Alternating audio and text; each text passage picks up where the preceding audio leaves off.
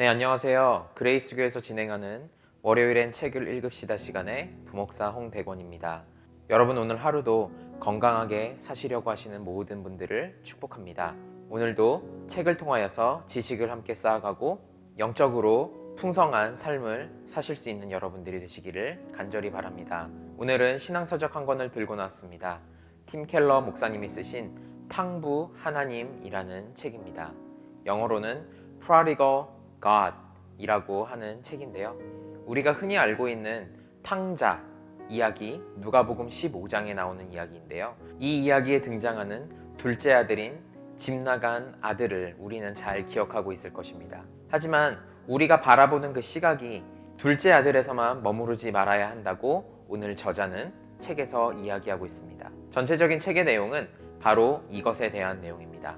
우리가 탕자라고 하는 이 단어를 영어로 봤을 때 prodigal son이라고 얘기할 수 있는데요. 이 prodigal이라는 단어의 의미는 모든 것을 하나도 남김없이 다 써버리고 탕진시키는 것을 의미합니다. 그러니까 둘째 아들은 사실은 아버지에게서 받은 모든 것들을 탕진하고 밖에 나가서 소진하는 일에 사용을 하게 돼서 우리가 흔히 말하기를 탕자라고 얘기를 하고 있는 것입니다. 하지만 우리가 prodigal이라는 단어를 쓸 때 꼭 그 둘째 아들에게만 적용되는 단어가 아니라고 저자는 설명합니다. 왜냐하면 하나님도 아들을 기다리기 위해서 자신의 모든 것들을 다 소진하셨기 때문입니다. 그래서 이 prodigal이라는 의미가 꼭 나쁜 의미로만 사용되는 것이 아니라 나의 모든 것을 아낌없이 부어주고 모든 것을 다 소진해버린 그 상태를 의미하기에 하나님 또한 탕부 하나님이 될 수 있다고 저자가 이야기하고 있는 것이죠. 제가 존경하는 목사님 중에 한 분이 바로 팀 켈러 목사님이신데요. 이 목사님의 책을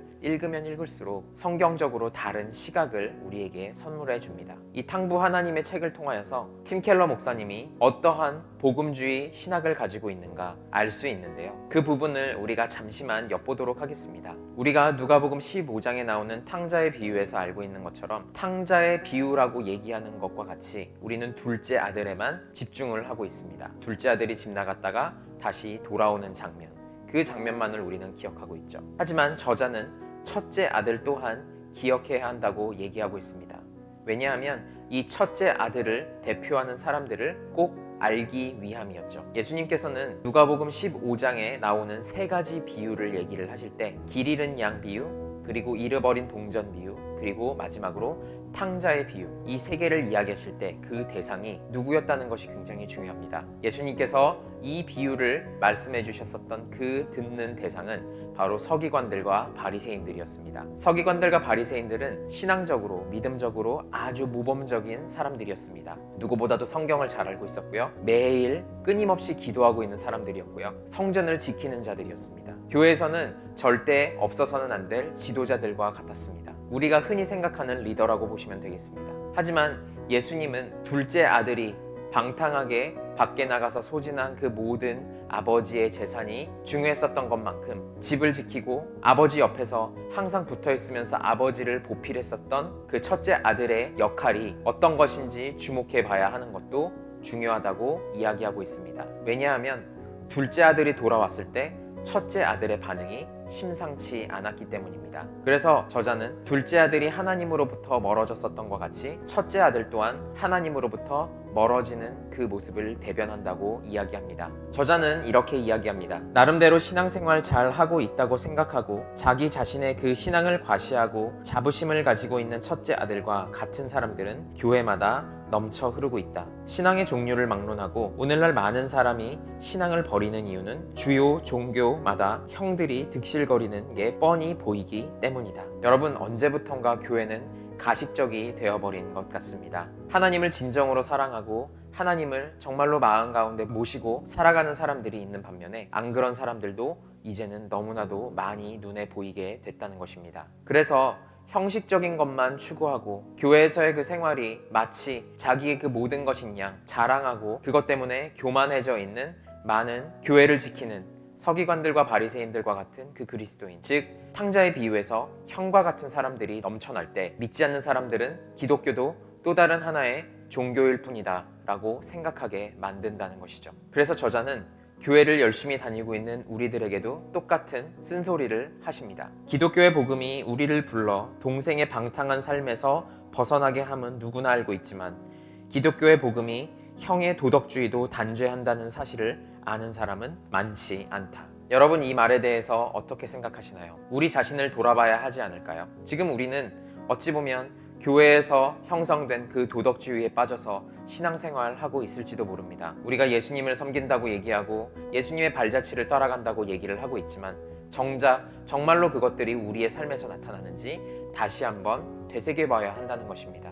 여러분, 이 탕자 비유에 보시면 형이 동생이 돌아왔을 때 아버지가 초청한 그 잔치에 참여하지 않는 것을 우리는 알 수 있습니다. 그렇다면 왜 아버지가 동생이 돌아왔을 때 기쁜 마음으로 벌인 그 잔치에 형은 참여하지 못했을까요? 저자는 이렇게 이야기합니다. 형을 구원의 잔치에 들어가지 못하게 막는 것은 자신의 나쁜 행실에 대한 회개가 아니라 선한 행실에 대한 교만 때문이다. 저는 이 말에 굉장히 큰 동의를 하였습니다. 여러분, 우리는 신앙생활을 열심히 하고 열심히 하나님을 따라가다 보면 어느 순간에 솔로몬과 같이 그 부귀영화 때문에 내가 누렸었던 그 인정과 내가 누렸었던 많은 사람들의 롤모델이 됐다는 그 마음 때문에 이제는 그것이 자만이 되고 교만으로 내 마음 가운데 자리 잡게 될 때도 있다는 것입니다. 여러분, 만약에 맏아들인 형이 제대로 된 형이었다면 동생이 집을 나간다고 하고 한참 동안 안 들어왔을 때 아버지에게 이렇게 이야기했어야 합니다. 아버지, 제 동생이 못나서 아버지의 재산을 들고 밖에 나갔습니다. 자기 마음대로 살려고 밖에 나갔습니다. 그러지 말아야 된다는 것 알고 있습니다. 따라서 제가 지금 나가서 제 동생을 찾아서 데려오도록 하겠습니다. 혹시라도 동생이 전 재산을 탕진하여서 아무것도 없게 된다면 내 재산이라도 조금 나누어 주면서 그 동생이 다시 한번 일어설 수 있게 아버지의 아들로서 남을 수 있게 노력하겠습니다 라고 하고 그 자기 동생을 찾아서 나섰어야 한다는 것이죠. 그것이 바로 진정한 형의 모습이었습니다. 하지만 여러분, 형은 동생을 방관하였습니다. 잃어버린 양을 찾기 위해서 밖으로 나간 것이 아니라 그냥 99마리의 양으로 남아 있었던 것입니다. 자신이 아닌 다른 사람들과 같이 교회 안에서 어울릴 수 있다는 그것만으로도 만족하고 있었다는 것이죠. 하지만 예수님의 마음은 그게 아니었습니다. 예수님은 99마리의 양을 그대로 놔두고 한 마리를 찾아 밖으로 나가신 분이었습니다. 잃어버린 아들을 찾기 위해서 밖으로 나간 것, 그것이 바로 하나님의 마음이라는 것입니다. 그래서 저자는 정말로 진정한 형의 모습은 바로 이래야 한다라고 이야기하면서 이렇게 설명합니다. 우리에게 필요한 형의 모습을 생각해보라. 그분은 우리를 찾으러 옆나라로 가는 정도가 아니라 저 높은 하늘에서 이 낮은 땅까지 오셨어야 했다. 여러분, 팀 켈러 목사님이 앞에서 지적했듯이 둘째 아들이나 첫째 아들이나 마찬가지로 하나님과 멀어지는 우리들의 삶을 대변한다고 얘기했습니다.